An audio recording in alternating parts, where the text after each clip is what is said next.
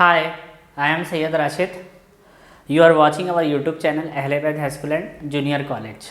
Today we will going to learn our class 8th chapter number 5 sound, and name of the subject as you know physics and chemistry. Okay, today we will going to learn about the aim to know the relation between the intensity of sound produced by body and the vibration of body. That means we will going to learn the relations between intensity of sound, okay, produce and vibration of the body. We will going to learn the relation between them. For that we need some materials, as you can see on the board: wooden table, 30 centimeter metal scale or nearly 30 centimeter, hacksaw blade and a brick. This many things we will going to need.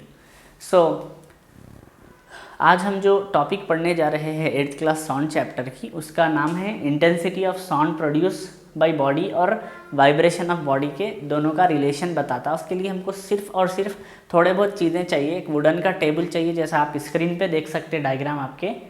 Wooden का table चाहिए हमको, और 30 centimetre का metal scale चाहिए, और 30 centimetre का hacksaw blade और एक ब्रिक चाहिए। तो अभी मैं ये डायग्राम हटा रहा हूँ आपके स्क्रीन पे से, लुक एट मी, तो देख सकते हैं आप। तो देखिए प्रोसीजर क्या है। Hope you understood the aim and अपैरेटर।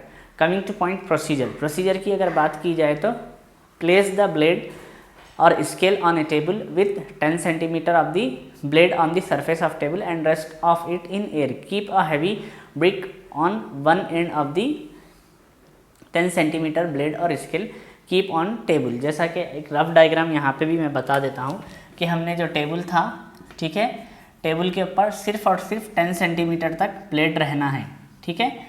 बाकी की जो ब्लेड है बाहर की तरफ निकल के आएगी, उसके ऊपर हम एक हैवी ब्रिक रख देंगे। Hope you understanding what I want to say. उम्मीद करता हूँ आप समझ रहे होंगे जो मैं बोलना चाह रहा हूँ, ठीक है। पहला पॉइंट समझ में आ गया। Next, vibrate the blade gently and observe the vibration and simultaneously listen the sound. Repeat the same 2 to 3 time and record your observation in table 4। आपको कुछ इस तरीके से प्रेस करना है। करने के बाद क्या कर सकते हैं आप, 2 से 3 मरतबा करिए आप, और आपका ऑब्जर्वेशन टेबल 4 पे लिखिए। टेबल 4 यहाँ पे ऑलरेडी मैं ड्रॉ किया हूँ, जैसा आप देख सकते हैं। फोर्स है वाइब्रेशन ऑफ द ब्लेड और स्केल और इंटेंसिटी ऑफ साउंड। और यहाँ पे आप दोनों में से एक चीज़ ले सकते हैं। डोंट बी कन्फ्यूज सर, आप ब्लेड बोल रहे हैं और आप स्केल बोल रहे हैं। या तो आप 30 सेंटीमीटर मेटल स्केल लीजिए या फिर आप हैकसॉ ब्लेड लीजिए, आइदर ऑफ दिस, दो में से एक चाहिए बस। First time you need to vibrate the blade using small force, after that using greater force. Observe the vibration and listen to the sound. Repeat this for 2 to 3 times and record your observation in the table 4। Again पहले हमने small force से vibrate किया, फिर large force से vibrate कर रहे हैं, और एक मरतबा नहीं 2 से 3 मरतबा कर रहे हैं। करने के बाद हम ऑब्जर्व कर रहे हैं कि क्या होता। I will going to show this thing in practical also. Practical में भी ये खुद बता देता हूँ मैं, 30 सेकेंड का रहेगा practical, okay. But once we have done with this theory part, जैसा हम थियरी पार्ट कंप्लीट करेंगे प्रैक्टिकल भी बता देता हूँ। यहाँ पे फर्स्ट क्वेश्चन अराइज हो रहा, when do you here lot sound. आपने लॉट साउंड कब सुना था, यानी कि इंटेंसिटी ऑफ साउंड लॉट कब हुई थी, तो केस 2 में लॉड हुई, यानी कि केस 2 में साउंड क्या हो जाता, लॉड हो जाता। Second, when do you here feeble sound, यानी कि आपने फीबल साउंड कब सुना था, केस 1 में आपको फीबल साउंड आया, यानी कि सुकून सा धीमा साउंड आया। What difference do you notice in the vibration of blade during loud and feebles. यहाँ पे आप बोल सकते, यहाँ पे वाइब्रेशंस कितने थे, less than second case, case 2, okay. Case 1 में कितने थे, यानी जितने केस 2 में थे उससे कम थे। यहाँ पे आप बोल सकते हैं मोर देन केस 1। सिंपल है, आप समझ रहे हैं, होप यू कैन अंडरस्टैंड। जब पहले केस में हम करे थे उसमें थोड़ा थे, उसके बाद वो था। The initial position of the scale at rest along the surface of the table is called mean position. जैसा ही उसका जो इनिशियल पोजीशन था उसका स्केल का, जो रेस्ट पे था, उसको हम क्या बोलेंगे, मीन पोजीशन, MEAN। आपको बोल सकता व्हाट इज मीन पोजीशन, तो आप बोल सकते हैं the initial position at rest of any object. कौन से भी ऑब्जेक्ट का रहता है उसको हम मीन पोजीशन बोल सकते। एक छोटा सा डायग्राम जैसा हम यहाँ पे उतार लेंगे, ठीक है। ये O है, ये इसका इनिशियल पोजीशन को हम नाम दे देंगे A, ठीक है। फिर उसके बाद यहाँ पे वाइब्रेट होता है 1 2 वाइब्रेशन यहाँ पे होते हैं, ठीक है। तो ये वाइब्रेशंस को हम कुछ नाम दे देंगे, लाइक बी और सी दे देंगे। तो as shown in the figure 18, जो फिगर में आपको बताया रफली ड्रॉ करके, O A is the mean position. जो ओ ए रहता है वो मीन पोजीशन रहता है, whereas position OA is the mean position of the vibration body. OB and OC are the vibration occurs in the body. OB और OC भी क्या है, वाइब्रेशंस है, अक्कर हो रहे हैं बॉडी के। ये जो है OB है, ये OC है, लास्ट पोजीशन। इसको हम सपोज कुछ भी मार्क दे देंगे, यानी XY दे देंगे सेकंड वाले को, लेकिन जो OB है लास्ट पोजीशन हो रहा है उसका। नाउ एक डेफिनेशन आता है वाइब्रेशन। वाइब्रेशन क्या है, the to and fro motion of body from its mean position is known as vibration. यानी कि यहाँ से पहले O से ले, OA मेन उसका इनिशियल पॉइंट था, तो पहले यानी OB के तरफ जाती, फिर OC के तरफ जाती। तो वाइब्रेशन किसको बोलते हैं, जो पूरी तरीके से हिल रही हुई, वो वाइब्रेट हो गया। नेक्स्ट होता है एक एम्पलीट्यूड होता है। एम्पलीट्यूड क्या होता है, the maximum displacement of the vibrating body from its mean position is called amplitude. जो उसका मैक्सिमम डिस्प्लेसमेंट रहता, डिस्प्लेस यानी हिल गई उन्हें, तो उसको हम आप बोल सकते एम्पलीट्यूड। तो एम्पलीट्यूड यहाँ पे दो एम्पलीट्यूड बन रहा है, एक OC एक एम्पलीट्यूड रहता, OB एक एम्पलीट्यूड रहता। वेरास अगर वाइब्रेशन की बात करेंगे तो OC OB ये पूरा मिला के वाइब्रेशन होता। तो एम्पलीट्यूड का मैं डेफिनेशन अब यहाँ पे आपको मीन पोजीशन, वाइब्रेशन और एम्पलीट्यूड, ये स्मॉल स्मॉल आंसर हैं, 1-2 मार्क्स में कभी भी आ सकते। ये तीन चीज़ों को आपको याद रखना पड़ता, ओके। एक मीन पोजीशन, यहाँ पे मीन है, पोजीशन है, ठीक है, और एक है वाइब्रेशन। वाइब्रेशन किसे कहते हैं, और एक है एम्पलीट्यूड। ये तीन चीज़ें आपको किसी भी तरीके से याद रखना है, ओके। तो ये एक्टिविटी में हमको यही करना था। यहाँ पे एक सवाल उठ रहा कि जो हमारे पास फेबुल साउंड आया था और एक लॉट साउंड आया था, जब ये फेबुल और लॉट साउंड आ रहा था तो इसके एम्पलीट्यूड में आपने क्या डिफरेंस मेज़र किया, यानी फेबुल साउंड के खुद उसका एम्पलीट्यूड क्या था और लॉट साउंड के खुद क्या था। तो यहाँ पे आप आंसर सिंपल बोल सकते, जब फेबुल साउंड था तो उसका एम्पलीट्यूड कम होता है, जब लॉट साउंड होता है उसका एम्पलीट्यूड ज़्यादा होता। यहाँ पे साउंड को मेज़र करने के दो तरीके होते हैं, एक तो हम नॉर्मली साउंड को मेज़र करेंगे और एक साउंड की इंटेंसिटी को मेज़र करेंगे। तो ये मेज़रमेंट के बारे में मैं आपको प्रैक्टिकल के बाद बताऊँगा। Now the time to see a small practical related to this activity, okay.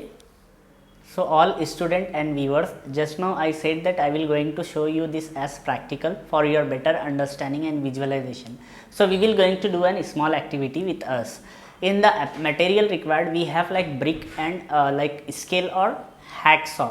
As of now I have a reader with me instead of brick, and I have scale 30 centimeter metal scale, as you can see.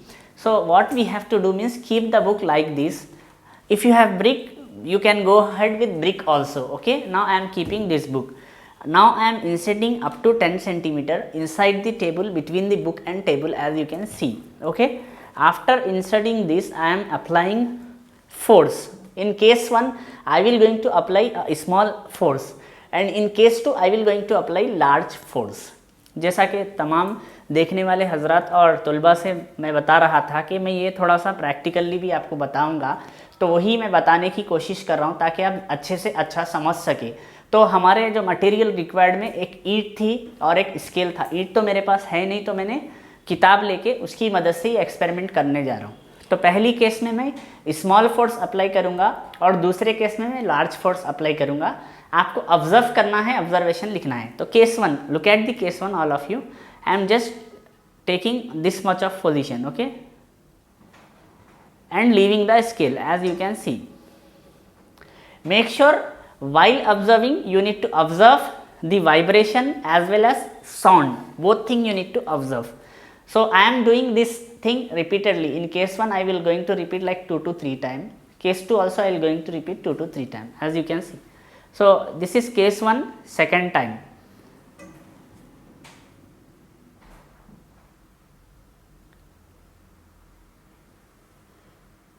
Case 1 third time, okay. Hope you have observed. Now I will going to do case 2. In case 2 I will going to apply large force. अब मैं दूसरा case कर रहा हूँ मुकद्दिमा, जिसमें मैं ज़्यादा से ज़्यादा क़ुव्वत लगाऊंगा मेरी, ठीक है। देखिए यहाँ तक लेके आ रहा हूँ कहीं ऐसा ना हो एक्सपेरिमेंट फेल हो जाए, स्केल उड़ के मेरे ऊपर ही गिर जाए। तो first I have to stretch this with more force. अगर यहाँ पे ज़्यादा फोर्स लगा रहे हैं तो यहाँ पे भी थोड़ा ज़्यादा ही फोर्स मुझे लगाना पड़ेगा, जैसा आप देख सकते हैं। मेक श्योर के एक प्रिकॉशन ये है कि इसको थोड़ा अच्छा से सेट कीजिए बुक को, वरना ऐसा ना हो कि आप छोड़े और आके आपके ही फेस पे आके लग जाए। That to metal scale, it may damage to us also. फिर बोलेंगे राशेष सर ये क्या करा दिए। ठीक है, देखिए ऑब्जर्व केयरफुली। केस 2 फर्स्ट वाला है,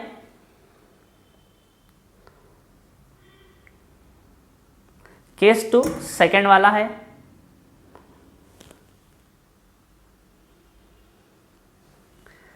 केस 2 थर्ड वाला है। Hope you observe now. अब आप देख सकते जब स्केल बिल्कुल रेस्ट पे थी, when the scale is totally at rest, this is known as mean position, इसको हम मीन पोजीशन कहते हैं। सेकंड, जब स्केल वाइब्रेट हो रही थी, यानी कि कंप्लीटली यहाँ से यहाँ तक बिल्कुल ट्रैवल कर रही थी वो, यानी इधर से उधर, इधर से उधर, इधर से उधर हो रही, इस चीज़ को हम क्या बोलेंगे, वाइब्रेशन कहते हैं। VIBRATION। केस नेक्स्ट थिंग, यहाँ से लेके जो स्केल मैक्सिमम यहाँ तक आई थी, फिर ऊपर मैक्सिमम यहाँ तक जा रही थी, तो जो मैक्सिमम लेंथ डिस्प्लेस हुई है वो, उसको हम बोलेंगे एम्पलीट्यूड, AMPLITUTE। ठीक है, ये छोटा सा एक्सपेरिमेंट था। Hope you understood better than best. उम्मीद करता हूँ अच्छे से अच्छा आप समझे होंगे। Now coming to the theory part, hope you understood this experiment. ये आपने समझ लिया होगा, जैसा कि मैंने थियरिटिकली और प्रैक्टिकली दोनों ही बताने की कोशिश की थी पूरी तरीके से। तो अब आपको करना क्या है, यहाँ से लेके आपको यहाँ तक कॉपी कर लीजिए, और जिस तरीके से मैं आपको प्रैक्टिकल बताया था उस तरीके से आप थोड़े पॉइंट्स प्रोसीजर में और ऐड कर लीजिए। ऑब्जर्वेशन में आपको लिखना है फाइनली जो टेबल में हमको आंसर आया था, if you are apply small force we may get less vibration and fabulous sound. अच्छे से सुनिए ऑब्जर्वेशन में। Case 1, if we are applying small force we will get less vibration with feeble sound. Case 2, if we apply large force we get more vibration with lot sound. ये कर ले सकते हैं आप ऑब्जर्वेशन में। उसके साथ साथ ऑब्जर्वेशन में आप 3 चीज़ें लिख ले सकते हैं, मीन पोजीशन, वाइब्रेशन, एम्पलीट्यूड। ठीक है, दिस थिंग्स आप लिख सकते हैं। तो ये हो गया हमारे ये टॉपिक।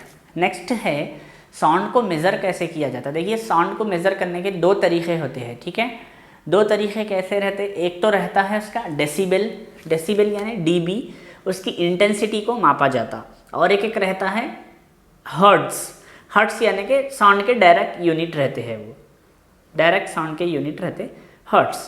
तो डेसिबल की अगर बात की जाए तो डेसिबल यानी कि एक यूनिट है जो डेसिबल में एक्सप्रेस होता है। ये अलेक्जेंडर ग्राहम बेल ने 1847 से 1942 के दरमियान रिसर्च करके यानी कि साउंड को वो करे थे। तो जितना स्मॉल साउंड रहेगा तो हम 0 डेसिबल कहते हैं उसकी इंटेंसिटी को।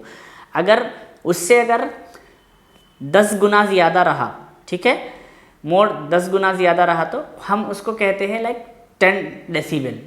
अगर उससे 100 गुना ज़्यादा रहा तो हम उसके कहते हैं 20 डेसिबल। तो उस तरीके से साउंड के इंटेंसिटी के यूनिट डेसिबल रहते हैं। ठीक है, वन मोर एक्टिविटी, एक और एक्टिविटी है आपको जिसमें थोड़े डेफिनेशंस आते। पिच एंड फ्रीक्वेंसी, फ्रीक्वेंसी किसे कहते हैं, पिच किसे कहते हैं, ये आपको बताया जाएगा। लेकिन ये एक्सपेरिमेंट भी थोड़ा अच्छा बड़ा एक्सपेरिमेंट है, ये जिस तरीके से हम करे थे वैसे ही है, लेकिन ये एक्सपेरिमेंट मैं आपके स्क्रीन पे लगा देता हूँ। आप वो एक्सपेरिमेंट लिख के एक मरतबा पढ़ लीजिए, आपको समझने आ जाएगा on the basis of the experiment which we have done right now. जो हमने किया था उसके बेस पे आपको समझने आएगा। Now the time to see that experiment on your screen.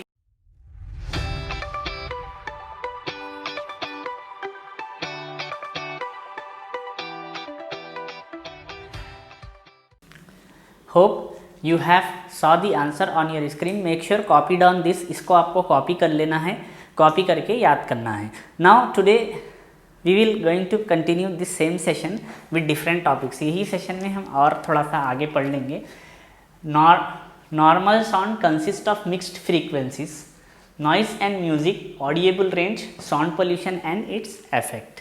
In our daily activities, we hear many sounds, but we generally do not concentrate on every sound that we hear. All these different sounds are produced with different frequencies and with different amplitude. For example, the different sound produced in classroom before the commencement of class, if we nearly observe this sound, we can find that no two person produce the same sound of equal pitch and amplitude. तो देखिए अब आपको एक चीज़ यहाँ पे ये बताया जा रहा कि हमारी डेली एक्टिविटीज़ में या डेली लाइफ में हम बहुत सारे साउंड सुनते, ठीक है। जनरली जो साउंड का जो कॉन्सेंट्रेशन होता है जो हम सुनते हैं उसको हम गौर व फिक्र से नहीं सुनते, नॉर्मली ऐसे ही सुन लेते। ये जितने सारे भी डिफरेंट टाइप के साउंड्स हैं इनके अंदर फ्रीक्वेंसीज अलग अलग रहती, एक फ्रीक्वेंसी नहीं रहती और इनका एम्पलीट्यूड भी डिफरेंट रहता। उसका एग्जाम्पल ये है कि क्लासरूम में टीचर आने से पहले बच्चे जो गड़बड़ी करते वो साउंड कुछ भी समझ नहीं आता आपको, खाली एक अलग किस्म का रहता है। और उसके साथ साथ ये इससे ये साबित हो रहा कि दो इंसान सेम पिच और एम्पलीट्यूड से साउंड को नहीं निकाल सकते।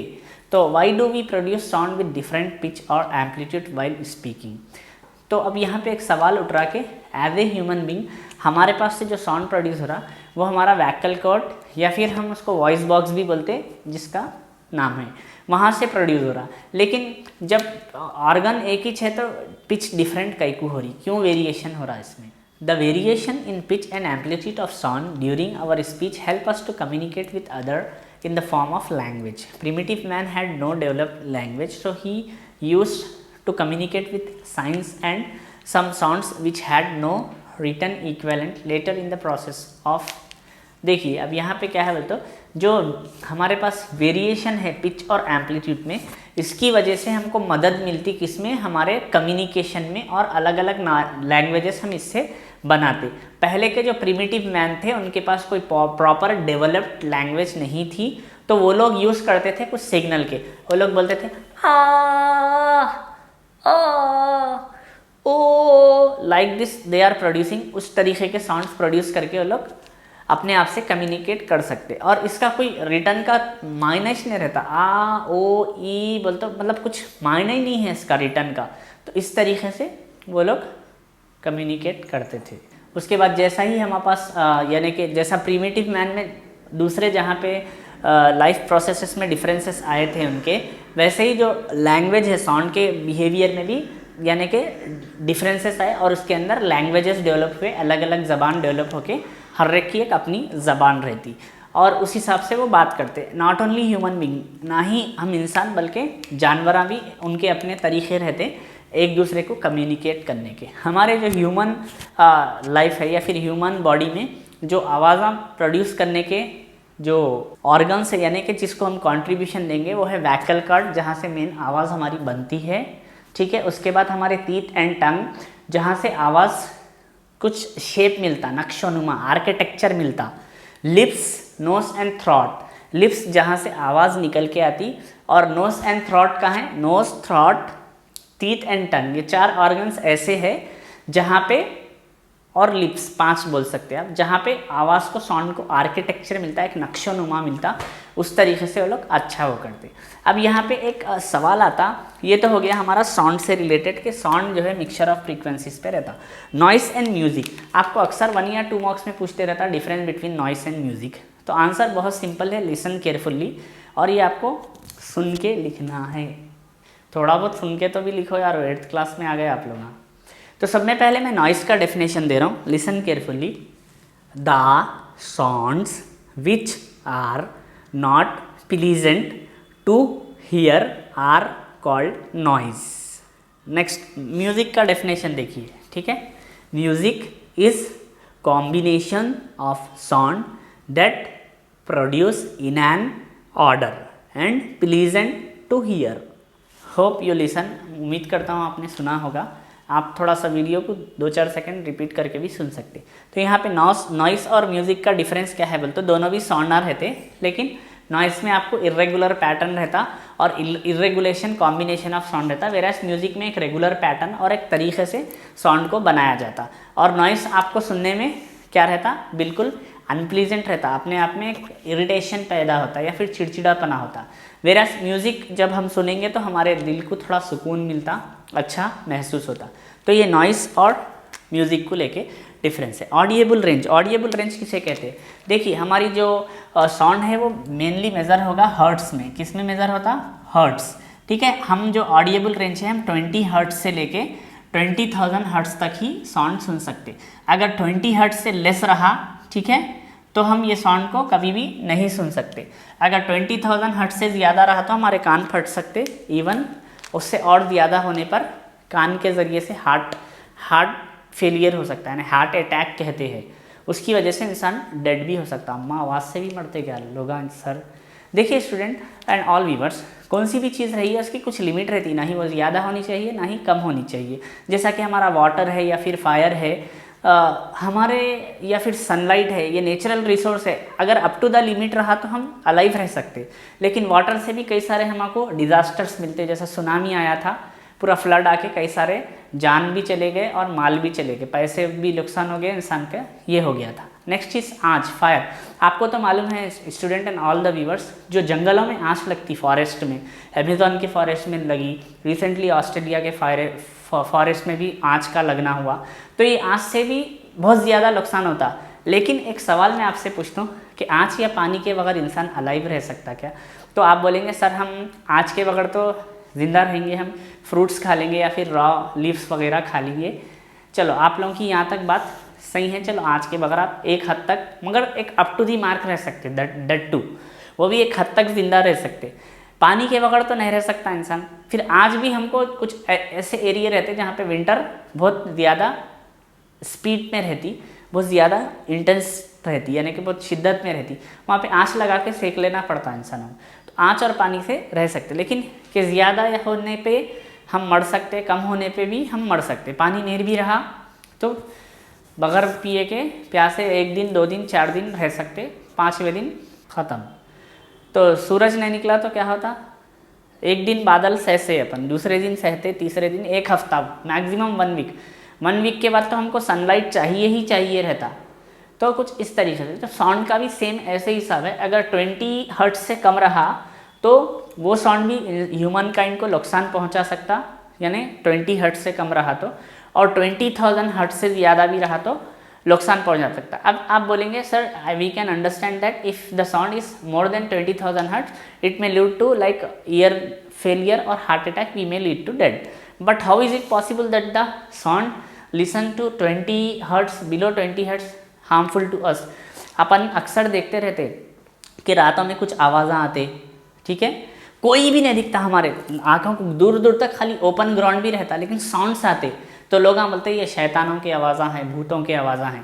तो ऐसा नहीं रहता। All students and viewers, as an religion, as you are Hindu, as you are Christian, as you are following Islam and you have Muslim, तो भूत प्रेत पे आप यकीन करते होंगे एज एन रिलीजियस एस्पेक्ट, और ये सही भी है रिलीजियस चीज़ के हिसाब से एज पर मी। लेकिन साइंस क्या कहती है कि वो जो साउंड्स हमको आते 20 हर्ट्ज से जो कम रहते हैं, वो कुछ ऐसे जानवर रहते हैं जो हमको आँखों को दिखाई नहीं देते, उनसे जो साउंड प्रोड्यूस होता वो 20 हर्ट्ज से कम रहता। तो कभी क्या होता, हमारी कानों की जो कैपेसिटी है 20 हर्ट्ज से भी कम सुन सकती, अगर नहीं रहा तो रेयर केसेस रहता। लेकिन उससे हमको क्या होता, तो उससे खौफ पैदा हो जाता, इंसान डरना शुरू करता, डरने की वजह से भी कुछ इनबैलेंस होता उसका, उसी की वजह से। तो ये हो गया ऑडिएबल रेंज हमारे पास क्या रहेगा, 20 हर्ट्ज टू 20,000 हर्ट्ज हमारे ह्यूमन ईयर सुन सकते। नेक्स्ट है sound pollution and its effect. Student and all the viewers, we have a theory part related to the sound pollution. Sound pollution को लेके थोड़ा सा थ्योरी पार्ट है, वो मैं अभी तो आपके स्क्रीन पे लगा देता हूँ, आप पढ़ लीजिए और पढ़ने पे आप बिल्कुल समझ जाएंगे। फिर इसी टॉपिक को लेके कभी हम डिटेल में एक्सप्लेन कर लेंगे ऑनलाइन क्लासेस में। तो that's all about our sound pollution. Now the time to see the detail of sound pollution on your screen.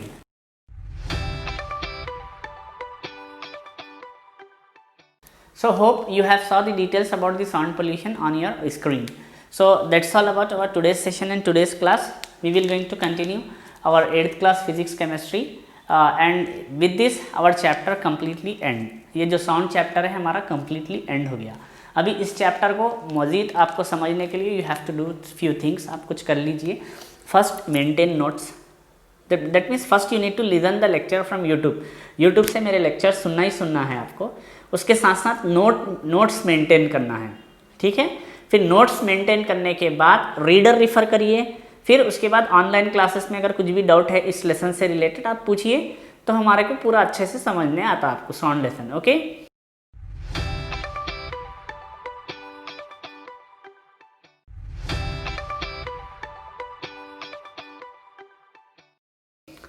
So you are watching YouTube channel Ahle-Baid High School and Junior College.